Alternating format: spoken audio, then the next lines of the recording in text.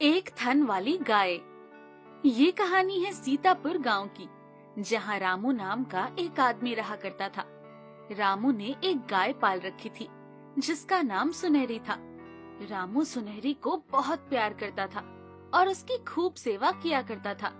रामू खेती बाड़ी का काम करके शाम को दूध निकालकर बांटने जाता था और फिर सुनहरी को ताजी ताजी घास चराने भी ले जाता था। एक दिन रामू की बीवी उससे बात कर रही होती है। अजी, जब से हमने सुनहरी को रखा है तब से हमारा काम बहुत ही अच्छा हो गया है। हाँ, तुम सही कह रही हो। जब से आई है ये इतना दूध देती है कि हमें बहुत पैसे मिलने लगे हैं। ज्यादातर गांव के लोग सिर्फ हमारे यहाँ से ही दूध ले रहे हैं। हाँ, भगवान ने हमारी गाय को आशीर्वाद देकर भेजा है कि वो बहुत सारा दूध देती है। हमारी सुनहरी जैसी गाय बहुत कम मिलती है। हाँ हाँ, भाग्यवान। इसीलिए तो मैं सुनहरी को खूब अच्छी से अच्छी घास खिलाने ले जाता था, ताकि वो हमेशा ऐसे ही स्वस्थ रहे और अच्छा दूध देती रहे। हाँ जी, आपने सही कहा। फिर एक दिन सारी गाय घूम रही थी, तभी छमछम गाय वहाँ आती है और सुनहरी से बोलती है, अरे सुनहरी, तू तो बहुत किस्मत वाली है। तुझे ऐसा मालिक मिला है जो तुझे सारी अच्छी अच्छी जगह से ताजी ताजी घास खिलाने ले जाता है और तेरी पूरी सेवा करता है। सबको ये नसीब नहीं मिलता।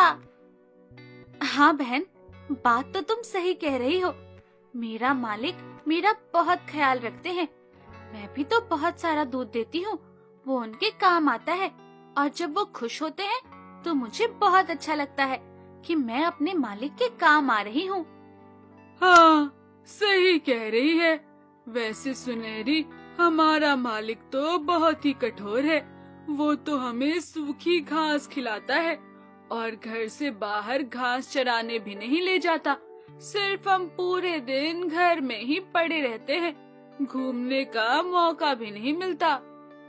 कोई बात नहीं, तुम भगवान से प्रार्थना करो, सब सही हो जाएगा। हाँ, तुम सही कह रही हो। चलो, अब हम अपने अपने घर चलते हैं, मालिक इंतजार कर रहे होंगे। सुनहरी सबसे अपनी तारीफ सुनकर और अपने मालिक की तारीफ सुनकर बहुत ही खुश हो जाती है और खुशी खुशी घर जाती है और मन ही मन भगवान से बोलती है, तेरा बहुत शुक्रिया मुझे ऐसा मालिक देने के लिए जो मेरा इतना ध्यान रखते हैं। फिर एक दिन सुनहरी ना ही घास चरती और ना ही किसी से बात करती, सिर्फ चुपचाप बैठी रहती।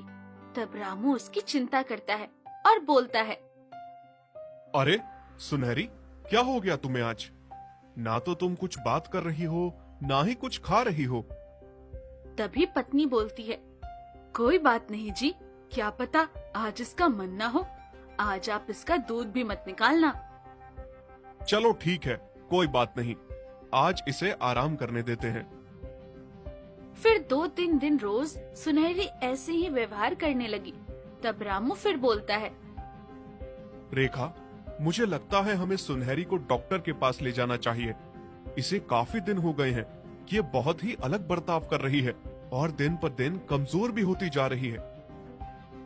हाँ, आप सही कह रहे हो, हमें भी दूध का नुकसान हो रहा है।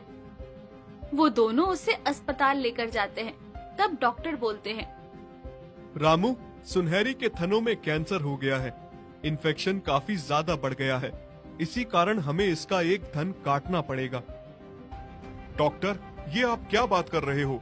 आप मेरी सुनहरी के थन काट देंगे तो वो दूध कैसे देगी?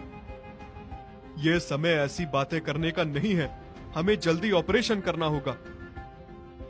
फिर डॉक्टर सुनहरी के थन काट देते हैं। तब रामू पूछता है, डॉक्टर, मेरी सुनहरी तो एकदम स्वस्थ है ना? और मैं उसे रोज ताजी ताजी घास खिला रहा था, वो भी अलग अलग जगह की, फिर भी कैंसर कैसे हो गया? हाँ, हो सकता है ताजी घास से भी इसके पेट में कोई ऐसा कीड़ा चला गया हो जिसने इसके पेट में इन्फेक्शन कर दिया हो और वही इन्फेक्शन कैंसर बन गया। तभी रेखा बोलती है, अब क्या होगा हमारी सुनहरी का? ये ठीक तो हो गई ना? हाँ, डरने वाली कोई बात नहीं है, हमने बस इसका एक थन ही काटा है। आप उसे घर ले जा सकते हैं।